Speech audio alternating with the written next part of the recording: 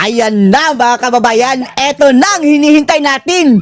Nag-backlash na kina Luis to mga kababayan at yung mga tauhan sa AMLA, yung mataba mga kababayan, yung obese, na parang obispo. Oh.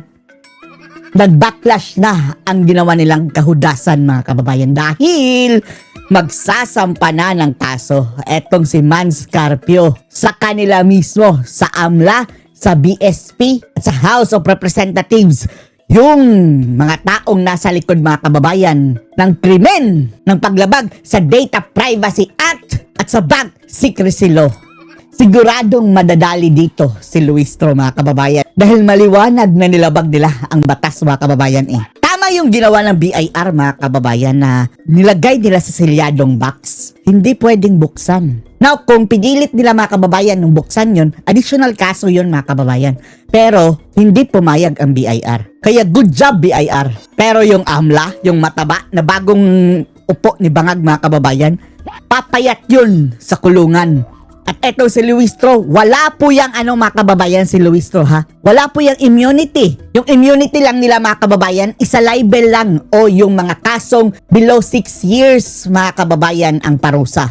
Pero etong paglabag sa Bank Secrecy Law at Data Privacy Act, lampas 6 years po yan mga kababayan.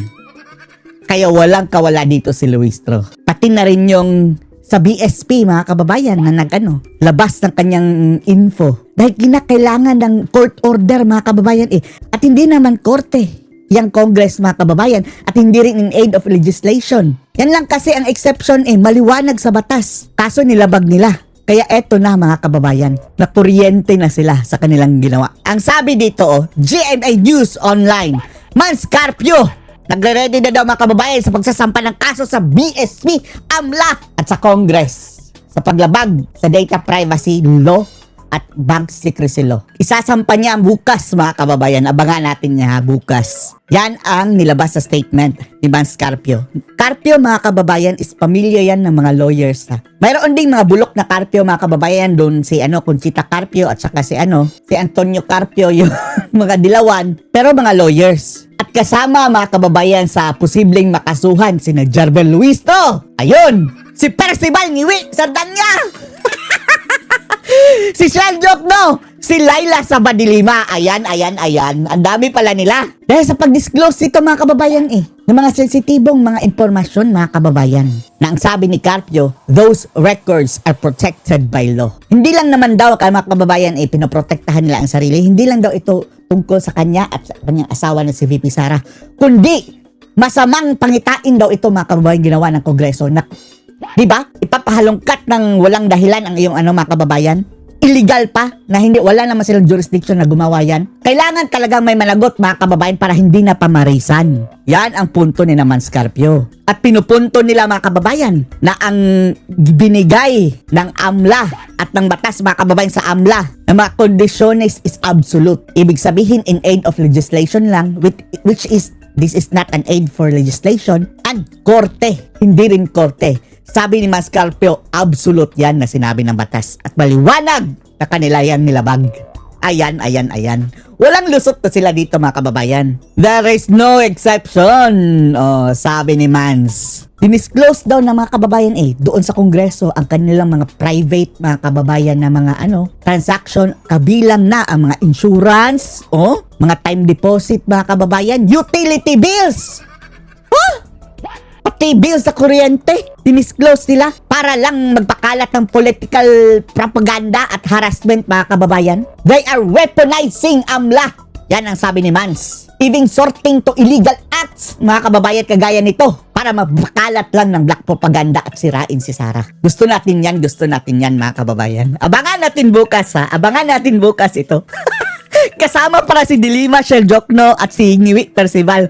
Kasama si Luisto at yung mataba mga kababayan. Ayun, lahat yan sila mananagot mga kababayan. Samantala, mayroon tayong discussion dito maganda mga kababayan. Panoorin niyo po ha. Alaman natin na may plano palang umalis by April 20 dapat, no? Hanggang May 4 ata itong si dating Speaker Martin Romualdez dahil lalayas ang hudas. Mayroong magpapa-surgery ata, no? Doon Surgery! sa Singapore. Palusot na naman mga kababayan itong Timbaluslos, no? Tapos, may pahayag ang ombudsman, hindi pwede, hindi maaari. Pipigilan namin. Tapos, Pinabla nakita natin, ni Boying merong, Rimulya. petition sila doon sa Sandigan na bayan. May kaso daw kakaharapin. Pero ang una pa is parang may petition muna. Tapos, ipinakita yung travel clearance ng camera. At Pero bakit ang tagal sinampahan ng kaso, no? after nun, lumabas po siya at mayroon pong 11-minute video na pahayag. Ito pong si ex-speaker Martin Romualdez. Ano po muna ang masasabi nyo dun sa kanyang naging pahayag po kahapon? Well, Admar, Convincing ba? siguro natutuwa na rin tayo at nagsalita na ang isa sa mga principal na individual o opisyal nung panahon na yon ukol dito sa mga nangyaring paglobo ng unprogrammed appropriations, no? Natutuwa ako kahit parang 8 months ang delay.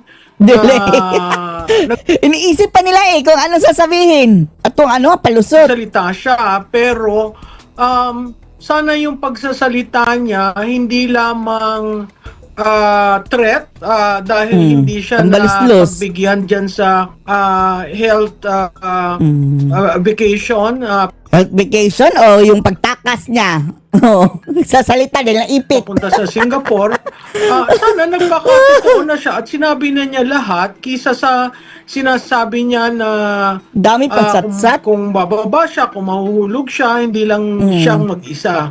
Isasama daw niya. Kasi masyado nang matagal itong ginagawang telenovela tungkol sa flood control project. Telenovela.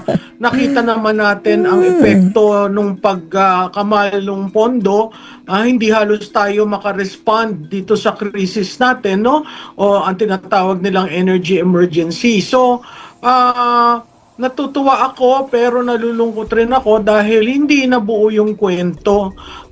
Contingent. Pinipigilan nila Sa tuwing mayroong lalabas mga kababayan, biglang napigil. Kumbaga yung kwento sa reaksyon na gagawin ng administrasyon. Kumbaga, kung susumahin natin lahat, para bang pag-amin nyo na meron ngang Oo nga. katiwalian na Indirectly. nangyari doon sa Ang kanilang sabi pa nga niya mga kababayan, hindi lang sa legislative, kundi buong ahensya. At lalong-lalo na sa executive, which is hawak ng kanyang pinsan. pagbabudget sa mga nakalipas na national budget po natin, Prof. Oo, Admar. Admar. Talagang sinasabi na niya na nagkaroon ng problema, pero naghugas kamay siya at hindi siya ang kasama, hindi Lahat tinuro except sa kanyang sarili. siya ang mastermind. Tinuon niya kay Senator Chis Escudero at saka kay Congressman Saldico. Yun namang si Saldico, chairman lang yun ng appropriations Kaya medyo yung umpisa, okay, maganda, hinihintay ng tao ano ang magiging katapusan. Yung dulo, parang itinuon niya dun sa iba at siya'y malinis, no? Kaya nga, yan ang nakakadiri dyan mga kababayan. Nagtuturo na kung sino-sino. Kung sino-sino na lang tinuturo except sa kanyang sarili. Na number 1 mga kababayan na involved dyan. Sabi pa nga niya, ilalabas niya yung affidavit na sinubmit niya. Hinihintay ko yung itong araw na ito pero wala akong nakikita. Sinabi rin niya na ilalabas niya yung listahan ng proyekto niya dahil hindi nag-benefit ang kanyang distrito. Alam mo, dun sa una namin pag-aaral, sinabi namin doon na merong 66 contractors in his district in Leyte province alone. Ayan. Sa daming ganong kontratista, di madaming ganong proyekto. At dahil maraming ganong proyekto, Tapos, aside pa dyan mga kababayan, di ba ang sabi? Kahit hindi niya mga kababayan, distrito, nangongolekta yan si Tambaluslos. Lahat nga ng proyekto mga kababayan, project na sa buong bansa, kinukolektahan niya ng percent. maraming pondong nabigay. Kaya hinihintay ko yung sinabi niya na ipapublic niya pero wala pa na nangyayari doon, no? At saka ine-expect ko bilang ikaw ang ama ng House of Representatives that you take full responsibility for what happened. Dinistinguish niya kasi ang implementation, ang command responsibility as being executive. Mali doon. Kasi meron rin command responsibility ang pinuno ng lehislatura. Both ang Speaker at ang Senate President. Kanya-kanyang Opo. palusot, mga ungas.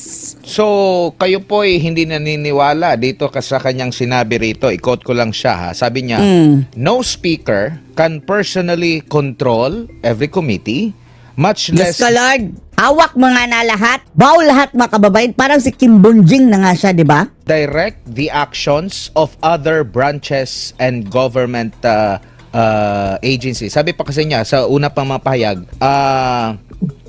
but the House is not one person. It is certainly not the Speaker alone. It is a collegial body made up of hundreds of members, multiple committees, vice chairs, institutional process. Lahat yan, hawak mo. Tambablos-los. Oh. In Tambunjing. fact, there are around 85 Tambunjing, tambalos-los. Lahat ng mga kababayan. committees, each with its own jurisdiction, leadership, and members. Yun nga, no speaker can personally control every committee, much Yes ka, Lord. Except this speaker. less direct the actions of other branches or government agencies.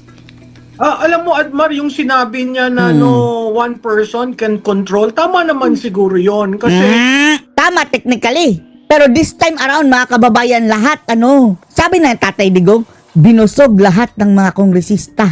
ang legislative body is collegial. The decisions will have to be made in plenary. Pero yung sinabi niyang wala siyang control sa 85 standing committees, sa chairperson, Kalokohan. sa madidiscuss sa plenary, sa anong uunang papasok dyan sa rules, yan ay call ng speaker. Kung meron siyang gustong diinan, kung meron siyang gustong committee na mag-take responsibility on a given issue, o kung may gusto siyang committee na, o gusto ko ito, ilabas nyo kaagad ha, na ganito ang Committee na linyahan. kumita. Yan ay sa ika-20th Congress na tayo. Since 1987, napakalaki ng role ng speaker. In fact, kung maliit ang role ng speaker, dapat wala siya sa line of succession. Pero nasa succession siya, and it tells to everyone how important the role is.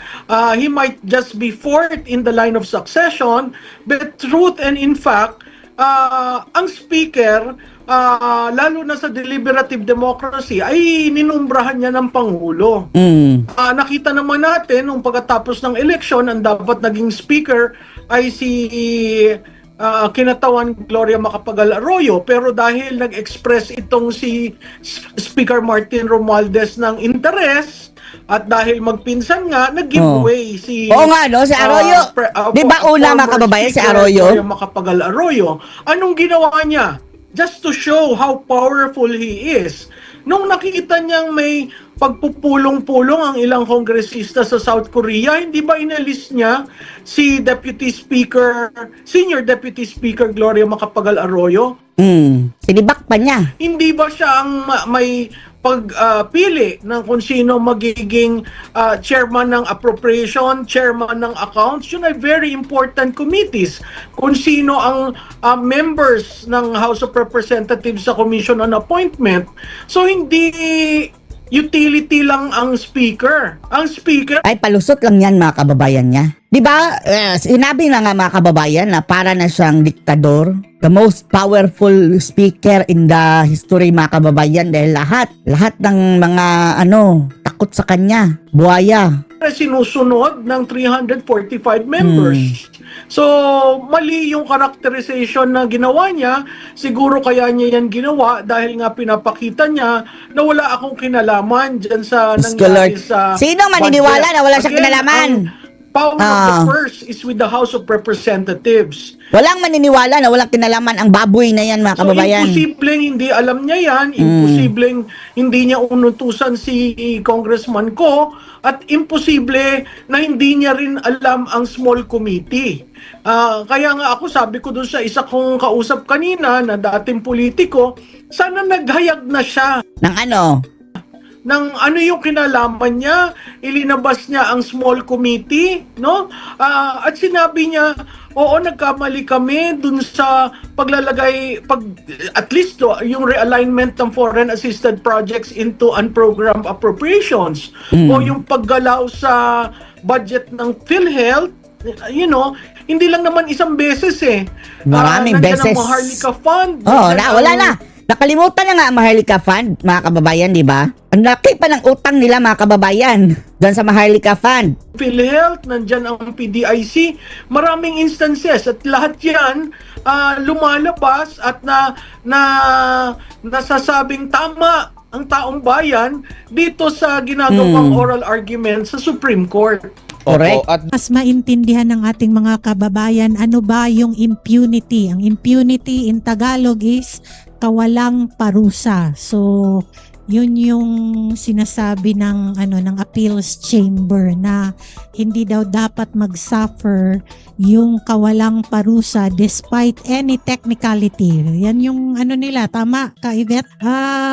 Ako personally, mamaya magsasabi din ako ng point of view natin tungkol dito. Anyway, can we hear also from Rob Rances from I believe you have heard also the reading of the decision of the appeals chamber. So, Dr. Rob? All right. So magandang hapon po sa ating lahat, But I have actually more questions about, the reading of appeals chamber.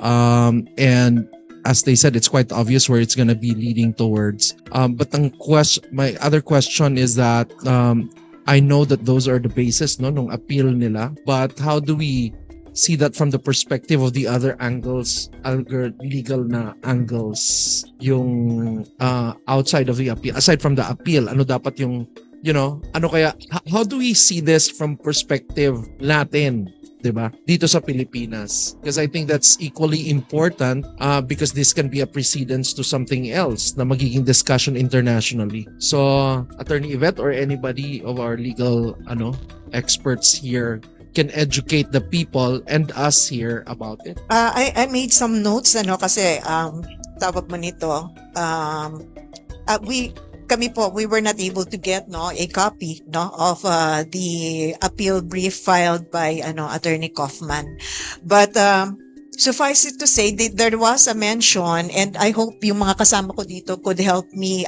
recall yung sinabi nung presiding judge about Philippine courts na functioning dito, and yet may sinabi sila na this will not affect etong kung baga lumalabas ancillary lang siya na issue sa sa determination ng ICC over the whole procedure of preliminary examination.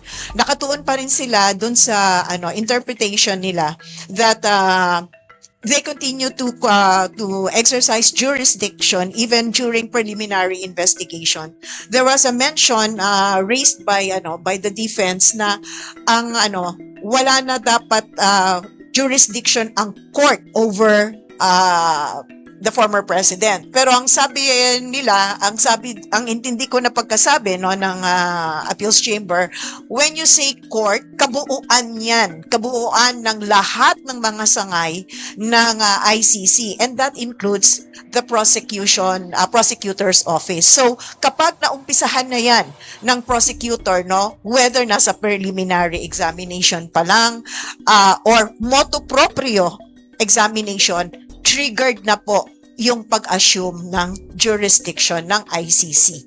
Sa atin po kasi ang dami ko kasing ang daming kaibahan talaga sa sa larangan ng batas sa Pilipinas. Importante ho talaga yung issue of jurisdiction kasi yan ang magsasabi kung may authority pa ba ang isang kinatawan para ipagpatuloy ang paglilitis. Under Philippine laws, pag walang jurisdiction ng court kasi na-violate yung rights ng akusado, pwedeng ma-raise ng defense na walang jurisdiction ng court. Pero dito, kahit sinabi na natin na nakaalis na tayo sa ICC at hindi na umpisahan yung sinasabi nilang preliminary investigation, but the fact na nagkaroon na ng motu proprio at ibinalita na rin daw po nila na magko-conduct sila. That already triggers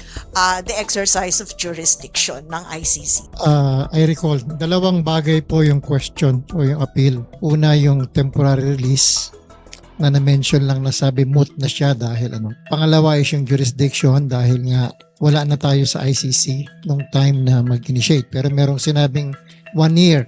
Hindi ko maintindihan yon. We have to review yung articles na yon ng ICC. Kung yung 1 year na yon, ibig bang sabihin kailangan mag-initiate ka ng complaint within 1 year from the date of your separation from the ICC? Yun yung mga issues. At any rate, yung nag-decide ang ICC, yung appeals chamber, na kahit na wala na ang Pilipinas doon sa ICC, ay meron pa rin jurisdiction. Pangalawa, yung sinasabi niyong pagkakahuli, sabi yung pagkakadala sa Hague, sabi nag-withdraw nga yung gobyerno pero yung gobyerno yung nagdala sa kanya. There was kung i-review natin yung parang may ganun yung sinasabi ng presiding judge. Paano mong i-invoke yung walang jurisdiction yung gobyerno samantalang yung gobyerno ang nagdala sa kanya sa ICC, di ba? So pagkatapos sabi nga moot na daw yung appeal doon sa decision para doon sa temporary release. So to my mind, baka pwede pang erasure ni Attorney Kaufman dahil iba yung issue doon, di ba?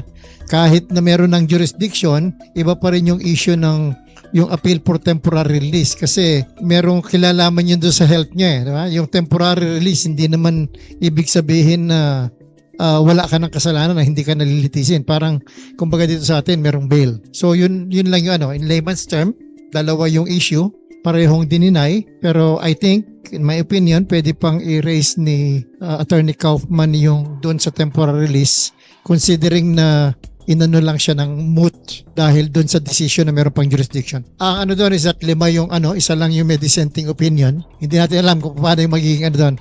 At ang problema natin on the side, wag nating yung legal aspect, kapag naalis, kapag dininay o kapag ginrant ng ICC at napawalang sala ka na kaagad si PRRD, mawawalan na ng essence. Wala nang dahilan para manatili pa yung ICC.